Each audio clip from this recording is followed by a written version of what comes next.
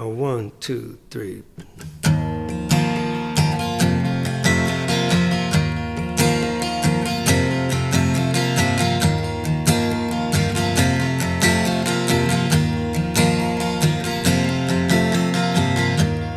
I let my guard down in a momentary lapse of emotion. It just slipped out. Then we both knew my heart could be broken. I said something I never intended to say. You stopped laughing and you asked me, do you feel alone in this way? Do you trip on love? Do you run from magic when you kiss someone? Do you make it tragic if you feel too much? Do you start to panic when the word comes up? Do you trip on love? I just stood there. I'd expected another reaction. Out of thin air came the strangest sense of satisfaction. Can you tell me how you see me so well? If you held me, would you let me see that part of yourself? Do you trip on love? Do you run from magic when you kiss someone? Do you make it tragic if you feel too much? Do you start to panic when the word comes up? Do you trip on love? And where do we go? Do we say it means less than we know it does? Please tell me, I want to know.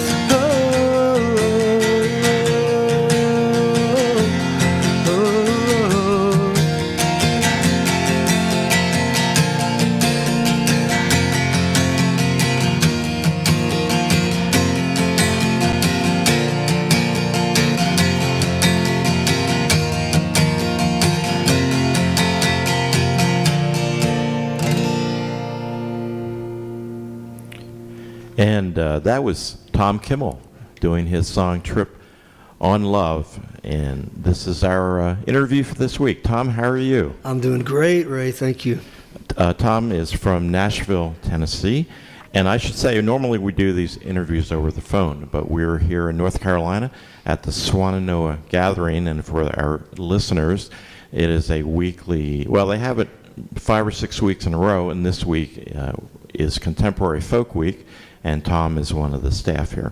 Anyway, Tom, thanks for being on the show today. We appreciate it very much. Thank you, Ray. It took us a little while to catch up, but I'm glad we finally are doing it. Now, I thought just I bet you people that are listening may be familiar with some of your songs, but they may not be familiar with you. So I thought maybe you'd just give us a brief history of your songwriting experience, your music career, to give us, kind of bring us up to date here. Sure. Well, like a lot of people, a lot of people who don't live in a music center, at some point when they begin working or writing or playing or expressing themselves, they feel like they got to go someplace where there are more people doing what they're doing, and that's the way it was for me. I was born in Memphis, and I grew up in small town South Alabama. And when I got out of college, I went to school at the University of Alabama and studied English. A couple of years went by. I lived in New England for a year and a half, and then moved back to Alabama for a year. And my then wife and I, Jennifer Kimmel, felt like we really needed to go someplace to give music a good shot. I had begun writing songs when I got a guitar when I graduated from high school, and sang before that in the church choir and bands. And she sang in a similar kind of way, growing up. And so we had some friends we made in New England who recorded several albums for Capitol Records, and they did 3 of them in Nashville. They were called the Poussette Dart Band. They were from Boston. They were really big regionally in New England, not as well known in the rest of the country. But we thought they were terrific. And they played on my first demos I ever did when we were living up in Rhode Island after college. And then they invited us to Nashville when they were recording their second album. And at that point, Jennifer and I had moved back to Alabama, and she was working as a bookkeeper for the county clerk, and I was working in a paper mill. And I worked in a blue jean factory for a bit, and then worked for a big paper mill company in the particle board division, which has to be one of the most noxious working environments ever. I mean, I worked in quality control, and when I would go out into that big plant, which was kind of like a giant windowless airplane hangar, I wore a hard hat, goggles, face mask, and earplugs. The sawdust that was to be turned into particle board would come down this big conveyor belt, and they'd spray this chemical glue on it, and then it would go into a big, what they call a press, that would come together with tremendous pressure and heat, and formaldehyde steam would flare out the sides of this press, and it was awful. And you wanted to leave that, huh? Yeah, it's funny. I think when you come from a small town background like that, at least this is true for me, the idea that I might be able to go someplace and follow my dream or make music, which is what I was most passionate about in the world, it seems a little far-fetched. It seems like, maybe it's not grounded in reality. But one day I was working at the paper mill, and my boss came down to my little office. I had a little cubicle where I tested the particle board for the quality control tests. And he said, Kimmel, I've had my eye on you, son, and I just want you to know you can go as far as you want to go with this company. And I went home and told Jennifer, I said, we got to get out of here. So when our friends in the Poussette Dart Band invited us up to Nashville to come hang out while they were working on their second album, we did, and we went up and stayed in the hotel with them, and indirectly through that visit, I met my first publisher, a fellow named Troy Seals, who also turned out to be kind of a mentor for me that first year that I was in Nashville. And when was it that you we moved there in the fall of 1977, and we moved just a couple of weeks after my 24th birthday, and still there. And so you are not only write songs, but you perform your songs. You have a number of recordings out, and you've had a number of people cover your songs. Well, it's interesting. When I moved to Nashville, I wanted to be a recording artist, and I loved all kinds of music. I'd played in in a rock and roll band in high school, and then I had sung, church music in the church choir, and I loved both of those things. And then some of my favorite acts when I was in high school were bands like the Rolling Stones, and the Beatles, and I remember when Bob Dylan did Nashville Skyline and the Byrds did Sweetheart of the Rodeo, and they were doing country music, and I'd never really listened to country music, even though I grew up in the Deep South. Most of my exposure to music came from my mother's record collection, which was Elvis and Frank Sinatra and Nat King Cole and Brenda Lee, and from the radio. And the radio for us was a big 100,000 watt station in Montgomery, which was maybe 80 miles away from Monroeville, our little town.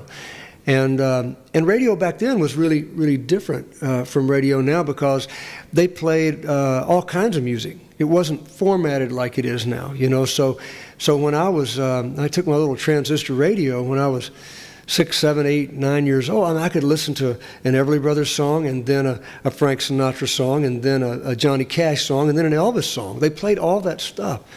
So I feel like even though I grew up in a cultural backwater and I didn't have a musical family, I still was exposed to a lot of good music that I think shaped me a lot as a songwriter, because I just wanted to write everything.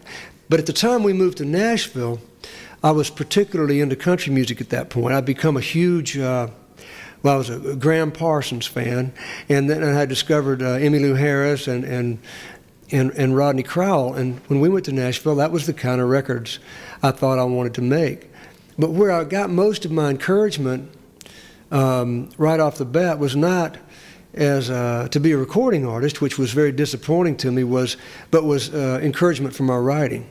And part of that came from Troy Seals, the fellow I mentioned, but from some other people too. And one guy I met, for example, that I didn't realize how lucky I was at the time, but my mother's sister had gone to college with a fellow named Alan Reynolds, who was a wonderful writer and a real successful writer at that time, and he had begun producing records. And over the years, he produced a lot of people. At the time, he was producing Crystal Gale, who was a big country star, and he later produced several nice albums for Kathy Mattea, but his big claim to fame, and I imagine his retirement, came from producing Garth Brooks. But Alan, like a lot of folks, my aunt called him up and said, "Hey, Alan, will you listen to my nephew?" Which I get a lot now.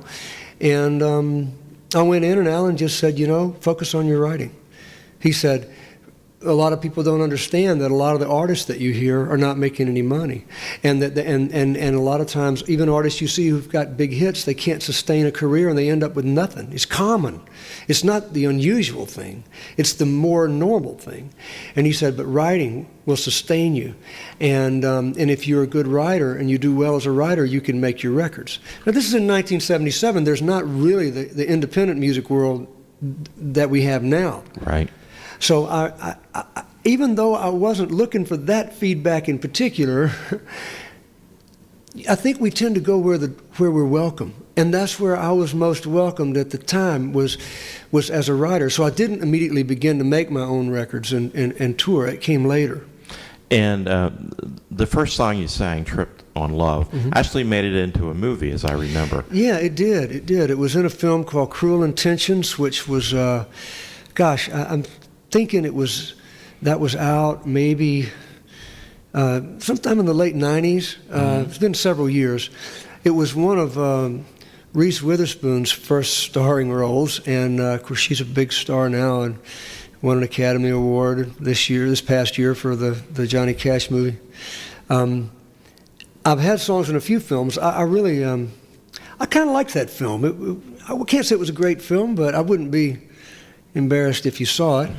And I know that Randy Travis has done at least one of your songs, and who else that we might recognize? Well, the most recognizable names are besides those folks. Linda Ronstadt did one of my songs on a solo album, a song called "The Blue Train," and then a song I wrote with Jennifer Kimmel, and then she later put the same song on an album with Dolly Parton and Emmylou Harris. It was the second trio album.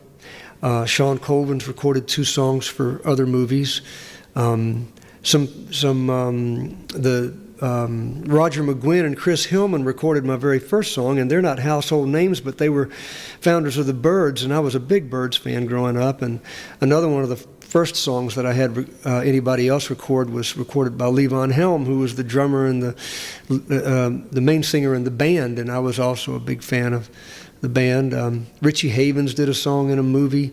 The Stray Cats did a song on an album, and then songs, a few country artists going back a ways, the Oak Ridge Boys, a guy named Tracy Byrd, Kathy Mattea did a song on an album.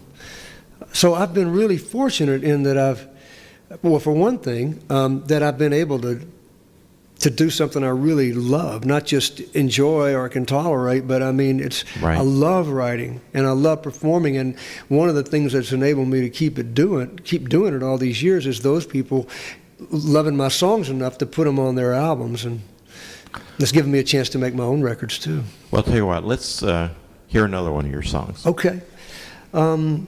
I tell you, this is an older song. This is when I first moved to town, one of my first jobs before I got going. I worked as waiting tables for a while. A lot of people do that. And one of the other waitresses at the restaurant where I worked was Kathy Mattea, and she was just getting started too. And so it was nice later, after she got to be a country star, that she recorded this song. I wrote this with a good friend named Jim Pittman. We all worked together at that place.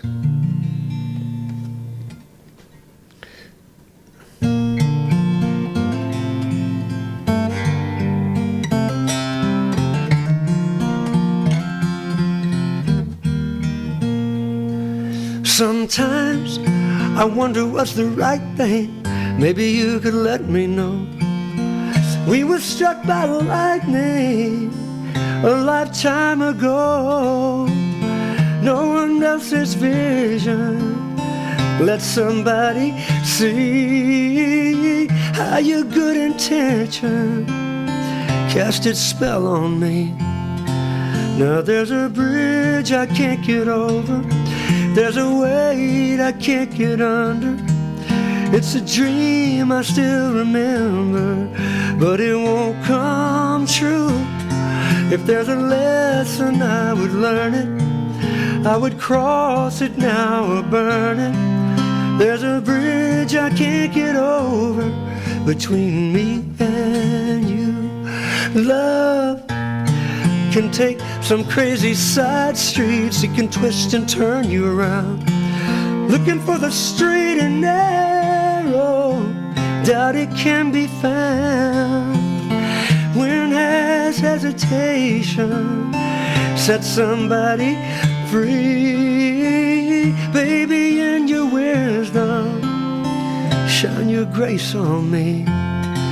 'Cause there's a bridge I can't get over. There's a weight I can't get under. It's a dream I still remember, but it won't come true. If there's a lesson I would learn it, I would cross it now or burn it. There's a bridge I can't get over between me and you. And I have lived with indecision and hope without a reason. And now I'm tired of all this self-pity, baby. Give me the room to leave. 'Cause there's a bridge I can't get over. There's a weight I can't get under. It's a dream I still remember, but it won't come true. If there's a lesson I would learn it, I would cross it now or burn it. There's a bridge I can't get over between me and you. Me and you. Me and you. That's Tom Kimmel. And Tom, just listen to your songs. I know you do songwriting seminars that I was a part of this week, and one of the things about your songs that I think makes them so good is that they're stated simply, but really tells the message that you want to give, but in a very simple way, I guess. Well, thanks, Ray. You know, I guess the challenge, it depends on the song and the type of song, but I think the challenge is to tell the story, whether it's a narrative or an emotional picture, of something that is accessible in a real direct way, but also has depth to it. You know, has maybe more things going on than also meet the eye. For example, one of my favorite writers today, a peer of mine, is Pierce Pettis, and I'm just a big fan of Pierce's, and I've written with him and we've toured together, and I still, every time I sit down and listen to him, I hear something else in his songs, and that's something that I would like to feel is in my own songs too, is that, you know, they bear repeated listening or scrutiny or you know, you let it wash over you at first, you know, but then you hear things. Like reading a poem that you love, you know, you come back and you notice more things about it. And you are a poet, too. Well, I am now. You know, for a long time I kind of said that with various apologies and disclaimers, but I finally just decided I am, and I published a book of poems just very recently that I'm just getting out there now. It's called The Sweetest and the Meanest. Did you have a short poem in your mind that you could maybe sure. give us a little I tell you, stuff? One of my most popular poems live, because I mean I don't read everything live, but some poems feel complimentary to you know, in a concert setting. They work well between songs, and one of the earliest ones that I started doing regularly, and then I noticed that sometimes people would ask for when I'd come back around, which is part of what encouraged me to do the book, is a poem that for me, I hope does what we were just talking about. You know, I mean, it's simple, but I'm hoping you can look under the cover too and see more. But it's called My Cat, and it goes like this. I have a cat. My pride and joy he is, if the truth be known, and no one likes him but me. Oh, they will say he is handsome, who could deny it? A big red tailless cat with high haunches, must be Manx blood, and a proud head with inquiring, seeing eyes. He'll stare you down, which, though interesting, is not the problem. It's the stalking, the nips and scratches, and relentless quest for food on undefended plates and countertops, and the way he bullies his baby sister, who, by the way, I have tried to give away a number of times just to spare her his constant aggression and general overbearing attitude. Why don't you give him away, they ask. Well, it's not because no one would have him, which is true, but because I couldn't bear to part with him. You see, sometimes when no one else is watching, he climbs into my lap and becomes the burned, chainsaw, loud, purring red kitten begging for scraps under my feet in the courtyard where I found him. And in those moments when we're together in that way, all is forgiven. I know I love him, and he knows he's loved, and I cannot blame him for his difficulty discerning the difference between playing and fighting, between kissing and biting.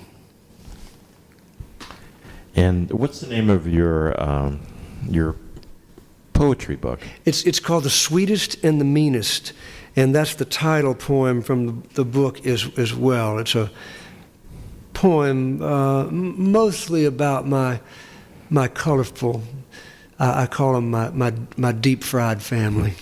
And you also have, how many CDs do you have out at this stage of the game here? I've got the first couple of records I made were more rock and roll records, and they're out of print. You have to find those used or rare record stores. Then There are a few around, though. I mean, because we have the internet now, they're pretty accessible. If you go to, say, Amazon, if you search for me, you'll find my 5 in-print independent albums, and you'll also find those 2 out-of-print albums that I did when I was working with Mercury Records and Polydor Records. And for people that would like to get your CDs, I know there's probably several places. I know you have a website. Is it tomkimmel.com? Yeah, you can get them there, and you can get them at cdbaby.com and cdfreedom.com and at Amazon. And there's some other places as well. And also, I'm assuming that on your website is your schedule where you're going to be performing? Yeah, my tour schedule is updated pretty much daily there. Every time I play a show, that's, it's set up so that show disappears and the rest of the calendar moves up. And there's tons of information. I sometimes say there's more there about me than anybody really ought to want to know, Well, I'll tell you what, we have a little time left, and why don't we use that time to hear another song? And Okay. And again, I just want to mention to anybody that just tuned in, or I should say moused in, since we're over the internet, this is Tom Kimmel from Nashville, and what are we going to hear now? Well, Ray, I thought maybe we were talking about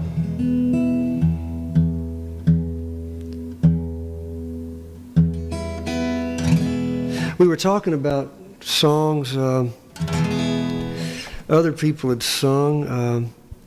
Some of those songs were songs that are not really as much my voice, but this is a song that introduced my music to a lot of people. It's been a real blessing for me and for Jennifer too. Jennifer Kimmel, my co-writer. It was first, and I perform it every night. I actually recorded it for my second Polygram album, but they left it off the album. They said it was too pretty, and that was probably a good indication that I was about to make a career change. There was a slow but growing awareness going on during that time that, first of all, I'm a singer-songwriter. And, the next record I made after that was my live album called Bones. It was really a folk record. And that's what sort of turned the corner for me and put me out into the world of Swannanoa and the Kerrville Folk Festival and coffee houses and little theaters and listening rooms, which is where I'm very happy. But this was first recorded by one of my favorite singers, an Irish lady named Maura O'Connell, who is just an amazing singer and a really special person from what I can tell. And then later, Linda Ronstadt recorded it and had an adult contemporary hit with it, and then put it on the album with Dolly Parton and Emmylou Harris later. It's called The Blue Train.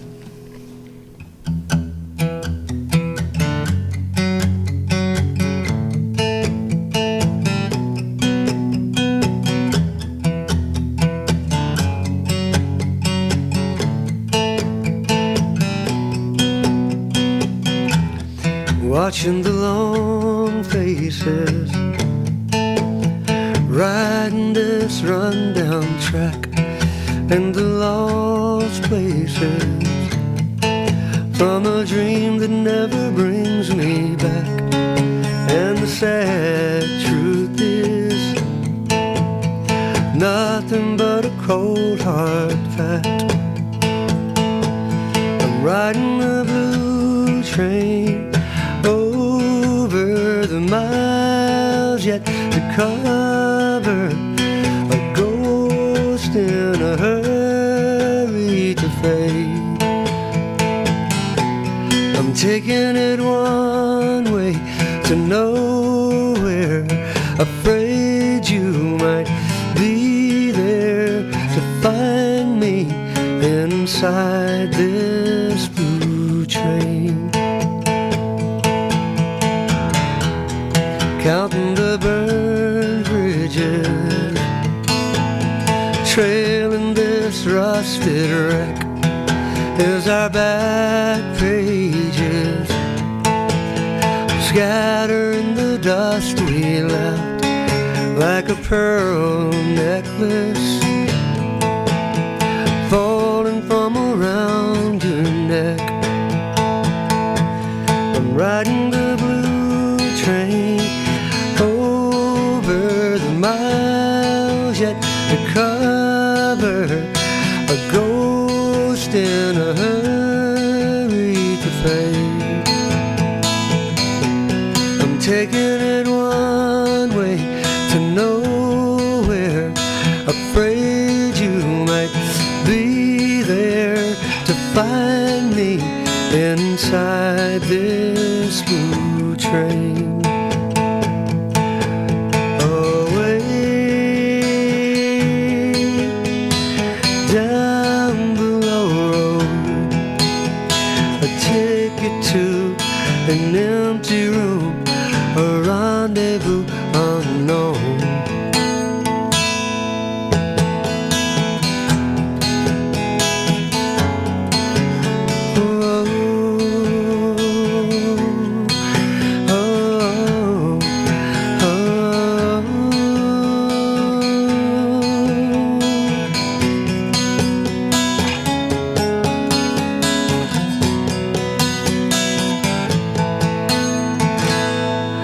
I'm riding the blue train over the miles yet to cover, a ghost in a hurry to fade.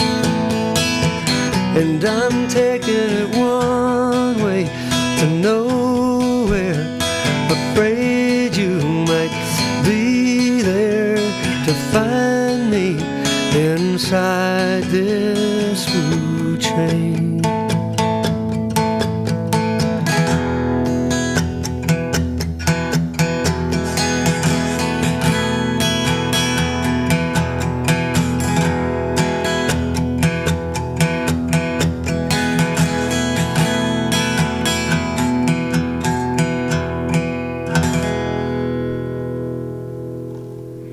And Tom, that was called Blue Train, right? That's right.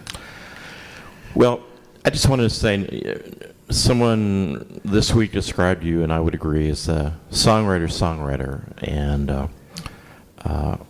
I don't know how you do it, except I know there's been a lot of work over the years. And what I wanted to say is you're obviously a very busy person in your career. You have a family, and yet you find time to give back to young songwriters that are trying to follow in your footsteps, I guess you'd say. And I think I'm not young, I'm old, but I appreciate that help you give.